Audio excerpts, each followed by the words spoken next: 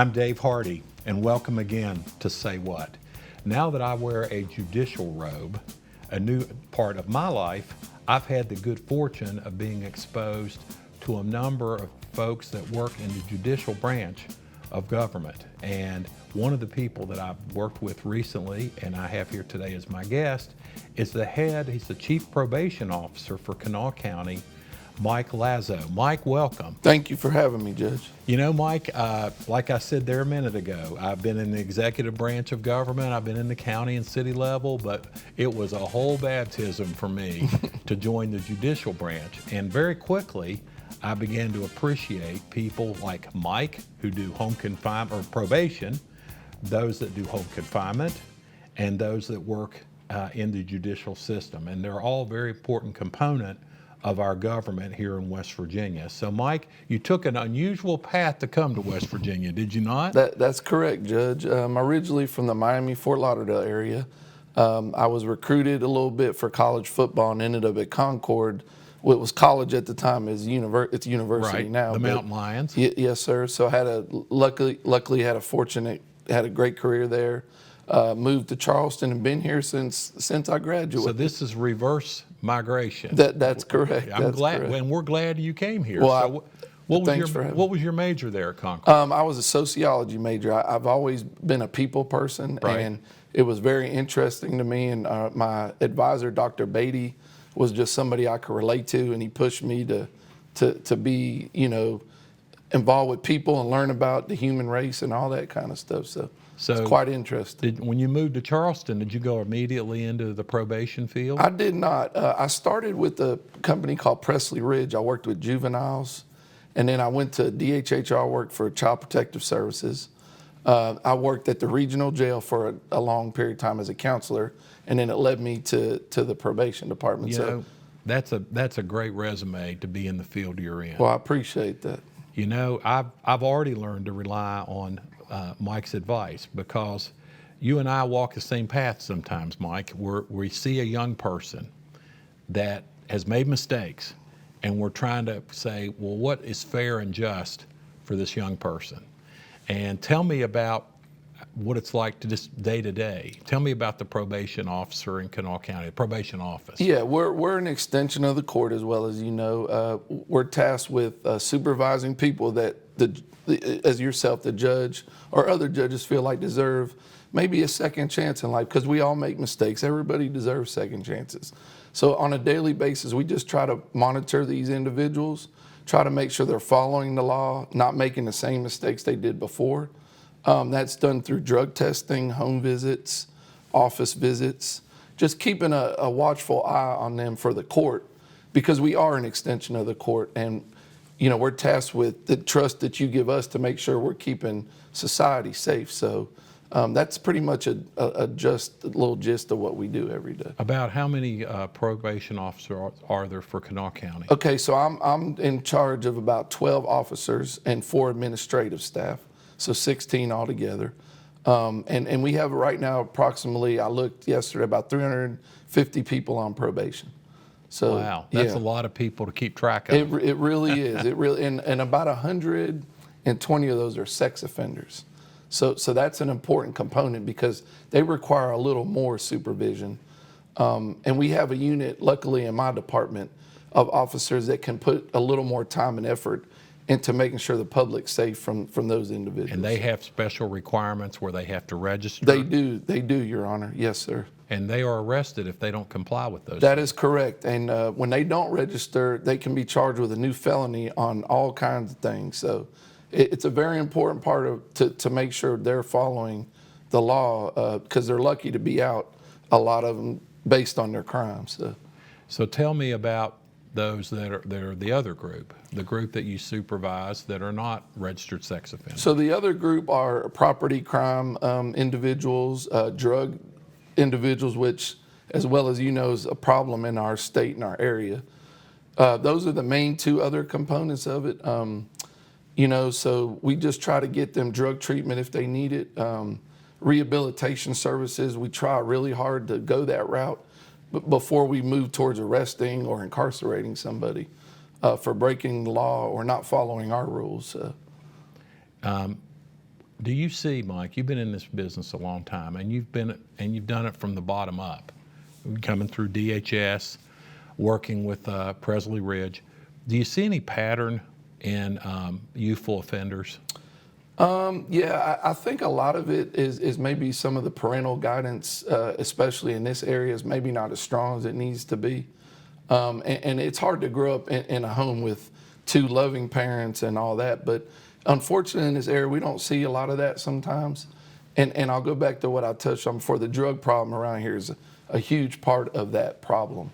Elaborate about that a little. Well, the opioid epidemic has hit this area hard, and methamphetamine use has unfortunately moved into this area really bad. And so we try to help these people overcome that. There's some you can, and there's some you can't. What's the path? If someone, say, is 19, 20 years old, they've been caught on a property crime, they've tested positive for meth, obviously that's a big deal.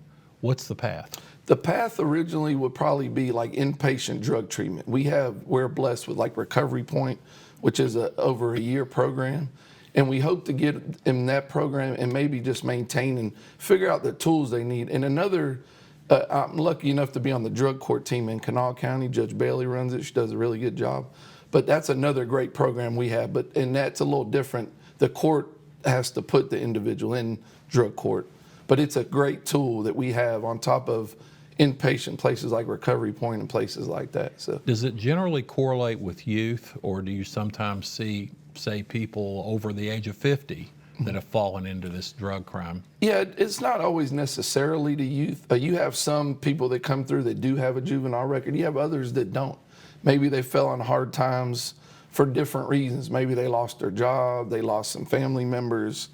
They were victims of other circumstances, and they just didn't take the right path to overcome those adversities. So there's different, it's all a range of spectrum all over the place.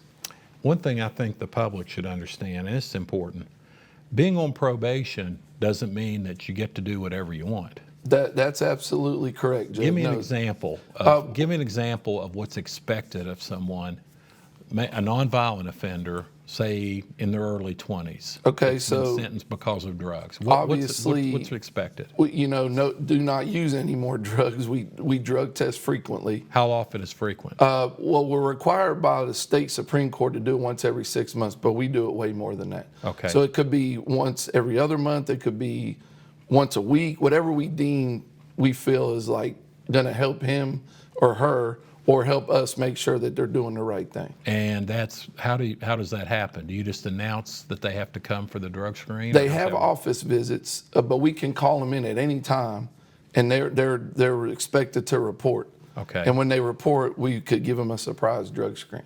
Okay, so you have the ability to call your probationers at any time and bring them in. That is correct. And we also have the ability to show up at their residences unannounced. And that's a term and condition of their probation that we can do that. So, what else is expected? To make sure they keep all their appointments with us. If we have somebody that's missing appointments, not reaching out, then that's usually an indication of a problem. So that's a big thing. Obviously, do not break the law anymore, which is a huge thing. Most of our probationers can't possess firearms or dangerous or deadly weapons, which is a very important component. If we feel like they need drug treatment, anytime we can say you're ordered to go in, and if they refuse, that could be a violation of their probation. Do some of your probationers actually have jobs? Yes, we try to make sure everybody's working in the probation, unless they have a disability. But we definitely try to help them get employment. A lot of our probationers have restitution, so we want to make sure that they're fulfilling that part of their probation. But the American Job Center is something we utilize a lot, and we have a lot of connections throughout the county that we can help people find employment.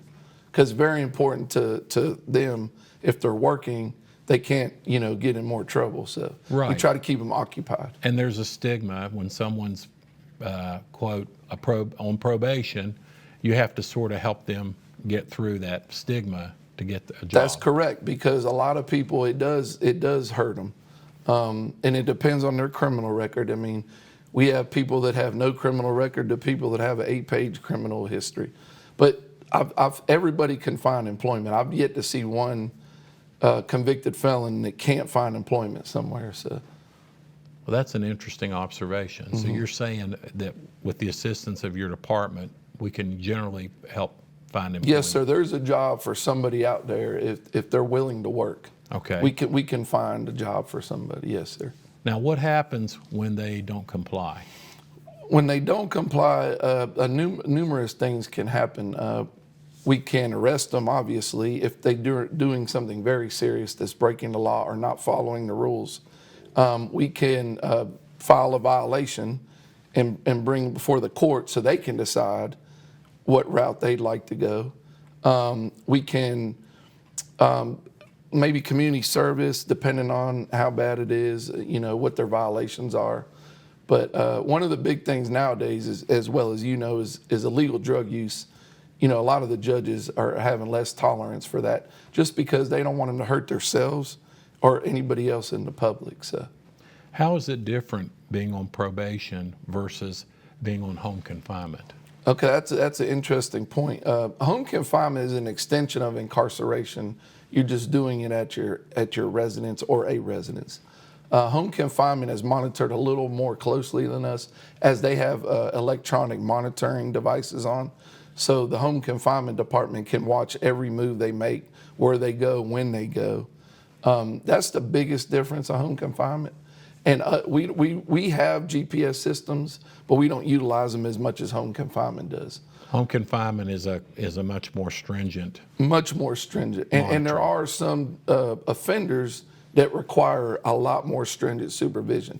It almost benefits them to have more eyes and more monitoring for them to succeed rather than fail, because we don't want anybody to fail. We want everybody to complete their term and be a productive member of society. So. I've heard substance abuse specialists say that, and I was a little taken aback by this, that sometimes on the first attempt to get sober, it's almost expected that the patient fail.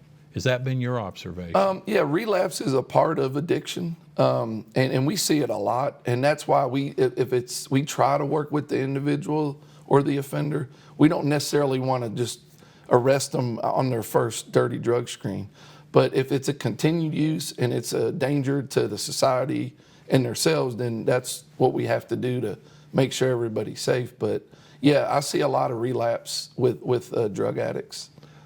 Do your clients or your probationers, do they ever just come to you and say, I've messed up? Absolutely. And How's I actually encourage them to be honest with us, because if they are, we can work with that. We can work with honesty, because that person's looking inside themselves and saying, I need help. I can't do this alone. And then that gives us the opportunity to pursue some resources to offer that help to them. So absolutely, yeah, honesty is the best policy. Even when you're on probation? Even when you're on probation. And you haven't complied with the rule? Yes, sir. And as you're on, as a judge, you know that you appreciate that too, because you see more what you're working with a client or a probationer, if they're being honest with the court about why they're having the struggles they are, or why things are going the way they are for them. So, let's talk about out-of-staters. Do we get a lot of criminal activity, in your experience, from folks that have come into this area just to be criminals? Absolutely. It's become more common. And I think it's because, once again, related to the drug epidemic or the drug problem. And I think it draws people to our area because we have a vulnerable population, per se, sometimes when it comes to drug use. And it attracts those type of individuals here to, So that's not a myth that I don't think so, Judge. out-of-state No, I don't. groups come in here and No, I think that's very accurate. And obviously, I think the Huntington area might be hit a little harder than we are, but I feel like it trickles down from that area for whatever the reason, you know. So. close. Yeah, proximity. Yeah. Now, we haven't touched upon alcohol. And alcohol, of course, has a long, lengthy history of problems since, I guess, the beginning of time. What what percentage, if you can estimate it, or maybe you can't, of the problems that you see come from alcohol versus drugs? I don't know if I can. That's probably an unfair question. I don't know if I can put a percentage on it, but obviously there are some people that don't have drug problems, but they do have a problem with alcohol. We see it a lot on driving offenses, DUI thirds, and we can also kind of correlate a lot of alcohol use to maybe domestic violence or those kind of crimes. So yeah, there's a correlation. I wouldn't say I can really put a percentage, but you're absolutely right. There are offenders that just have alcohol problems, maybe not a drug problem. And then there's some that have both, which is very challenging, you know. So. Well, let's explore what you just said there a minute ago about the correlation between alcohol and domestic violence. Explain what you mean by that. Well, I mean, usually when we get cases that they're coming through for domestic battery violence, we can go back and see alcohol was, I was drunk at the time, or, you know, I had an alcohol problem, or I do have an alcohol problem. And it relates to the crime they commit. So per se, maybe if they weren't drunk or they weren't drinking, maybe they wouldn't have committed that crime. Have more emotional control. Exactly, yes. More self-control, emotional control. What's your biggest day-to-day challenge? Our biggest day-to-day challenge is just keeping the public safe, because obviously that's what we're tasked to do. And me and my officers work really hard to do that. And we try to be really fair to our people and try to give them opportunity to do the right thing and succeed on probation. I think there's some myths maybe that, you know, not particularly our county, but maybe, you know, they're looking for people to mess up so they can arrest them. We don't want to do that. We only want to do that if it's necessary. So we want people to succeed and move on with their life, because like we said at the beginning, everybody makes mistakes, and they deserve an opportunity to try to do better in their lives. Yeah, I think you just made a good point. Sometimes I think people get the perception that it's a gotcha moment. Wow, we got you. Yep. But in reality, it's the whole world, including our lives, would be better if people could get straightened up and move on. Absolutely. And we're not out to got you or get anybody, but we are there to do our jobs, and we are there to make sure that they're doing what they're supposed to do. Unfortunately, it involves some of those moments you just mentioned, that we have to tough love, or we have to send a message that this is not going to be tolerated. And if you keep doing this, that you face going to prison. And I don't know about you, but I know I don't want to go to prison. I don't think anybody wants to go to prison. I've never been to prison, but based on the folks that have appeared in front of me, they don't want to go there. No, they do not. And when I worked at South Central for 7 or 8 years, that was the people did not want to be there. I can promise you, and I can relate to it. You know, so. Well, it's funny you brought South Central up. I should ask you that question. And this is not South Central Los Angeles. This is South Central Jail, located near Southridge. That's correct. When you're incarcerated there, of course, you're not in a state penitentiary. What percentage of your time do you get to circulate around versus sitting in a cell all day? They have pods there, and in the pods, unless the pod's in trouble, they can circulate within the pod. I think they got 1 hour a day of recreational time that we had rec yards where they could go out and so that's enjoy that. Also not a myth. No, that's get 1 hour a day outside. That's it. Yeah, because South Central Regional Jail is very highly populated, and at one time there was a shortage of officers. Right. I think they're a little better now, but it's hard to move all those inmates, you know, with the staff they had. So they do the best they can. Yeah, they do get some freedom. It's not locked down. Now, they do have sections that are locked down all the time, except for an hour. And those are more of the high profile, challenging cases. Maybe they're hurting themselves, trying to hurt other inmates. So yeah, so they're confined most of the day. So it is possible, if you're in a certain category, to be locked down 23 out of 24 hours. That's correct. That's absolutely correct. When you worked in the jail, Mike, did you get did you get desensitized to it? You know, if you understand what I'm saying. Did you get used to being in there? I don't think you ever get used to being in there. I was blessed to leave every day. It's a very challenging environment mentally. So you gotta be. You feel for the people But like I tried to help them there too. I want to help people, so I was trying to help the people I dealt with. Some of them you could, some of them you couldn't. You know, it's just the way it is. But I tried, and but to get to leave there every day was good. So you were always, when you went out the door, you were always thinking, I'm glad I'm a free man. Absolutely. Yeah, I can believe that. Yeah. Like I said, I get the impression, again, people say, well, we mollycoddle or we baby criminals. I don't think they've spent much time in a jail. No, absolutely people not. do not want to be in the jail. It is not a place you'd want to spend your life. I can't imagine that somebody would choose that life. You know what I mean? So now, this is sort of the redemption moment here in our interview. Do you have success stories in your probation career? Are there people that come through your program and maybe 5 years later you see them and they thank you for letting them put their lives back together? Well, absolutely. Does that happen? I wouldn't continue to do this if not. But yeah, absolutely. I run into people all the time, and I know our officers do, that they're really grateful and thankful that we tried to help them succeed. And because, you know, some people in life just need that one person to give them a chance or to push them in the right direction. And I feel our department does a really good job of that. So yeah, absolutely. That happens more than you think it does.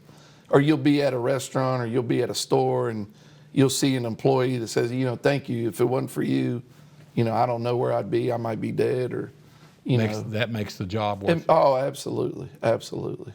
Now, you ref a lot of basketball games too, right? I do. So you're around a lot of young people. I really am. I've been reffing over 20 years. I just retired from college last year, but do a lot of high school. Obviously, I've seen you at some games, but right. It's rewarding. It's kind of funny though, because people say, "What do you do that for?" And I enjoy helping the kids, and it keeps me young and in shape. But they say, "Well, doesn't keep you young, but it keeps you in shape." Okay, well that's true. But they'll say, "Well, you get yelled at all the time," and they're right, you know. So, I try not to pay attention to all that, and you know, listen. Eventually, there's going to be a ref shortage. The people are running refs off, so they better relax a little bit. Signal to parents: quit yelling at refs. Your son or daughter's probably not going to play professionally. No, I mean it's just high school sports. Yep, Have fun. Yep. And like you just hit on it, fun. I just was fortunate enough to work the boys' state tournament. It was fun. That's a fun environment, and that's how it all should be. You know, it should be fun, and so. Well, and the reason I brought that up, I teach college kids, and people say, "Why do you do that?" I'll tell you why I do it. As I've gotten older, it's harder for me to understand someone who's 20 years old. But if I spend hours around them, I can understand them better. Absolutely. Now, if an 18-year-old or 17-year-old came up to you after a game and said, "Give me some life advice, because you've been around this game now for 30 years. I'll out you right there, 30 years, right? Or thereabouts." What would you say to a young person? Particularly one that maybe came from a home environment that wasn't ideal. What would you say? I'd probably tell them to be humble, to always remain humble, to pursue whatever dreams they have or goals they have, because everything's obtainable nowadays. If that's whatever, depending on what you want, you can achieve that. And there's enough resources to help you with that. But just to be a good person, to be a good human being, to be respectful, you know, and try to be positive in life. There's too much negativity in this world. And you see it every day. I see it every day. Sure. And try not to get inundated with all the negatives and focus on more of the positives in society. So now let's say a year later, that same 19-year-old, now he's a 19-year-old or she's a 19-year-old, and she comes in front of you and says, "I just got caught doing something really stupid. I got arrested for trying an illegal drug." What would you say to that person? I would say that all hope's not lost. You made a mistake. Let's try to get you back on the right track. Why did you make that mistake, though? Why did you make that mistake? So let's try, you know, so you don't make it again.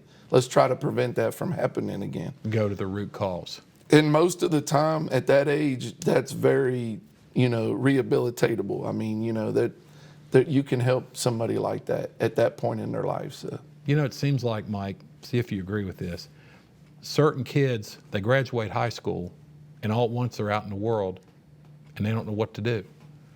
They got their friends tugging on them one way, and they don't know, no plan. So then, by default, they end up making mistakes. Right. Has that been your general observation? Yeah, I mean, it's a tough world to live in right now. It's a lot different than when we were younger. It's changed. A lot of negativity, like I said, a lot of stress, and you got to really be able to manage that. And so, yeah, I think it's hard on kids nowadays. I have young kids, and I try to help them the best I can, but I worry about them. The stress, anxiety of succeeding in our society. Social media, which is huge. I'm glad it wasn't around when I was young. Me too, for a lot of reasons. But yeah, social media can be very detrimental to our society. It has a lot of positives too. It's not all negative. Right. But it does have some components that are very detrimental. So, looking ahead, and our time's almost up here, where do you want to be 5 years from now? With your career? Yes, sir. And your career is one about helping people and dealing with people that many times have made a mistake. Where do you want to be with it? I still want to be the chief of our department and be good to my employees and make it a good place for them to be employed and just continue to help society and help people so that when my kids are adults and they're in the real world, it's a safe place to live, and maybe the stress is less, maybe the drama is less, and maybe it's more positive than negative, So that would be my main goal in 5 years. So. And if a young person would come to you and say, how can I get a career in probation or law enforcement, what would you tell them? I would tell them that they would, if they're in college, pursue a criminal justice degree, and that'll get their foot going forward towards being a probation officer. Law enforcement, I almost was a law enforcement officer too. It was, so I love both areas of it. And I think they're both comparable. I mean, they have different aspects, but trying to keep the public safe and get a college education. Get a college education, yes, sir. And then reach out to different people. Reach out to me. Reach out to an area where you are interested in being employed. Do you ever allow students maybe to shadow for a day or a half day? We do. We just have to get it approved through my superiors. But yes, that's definitely.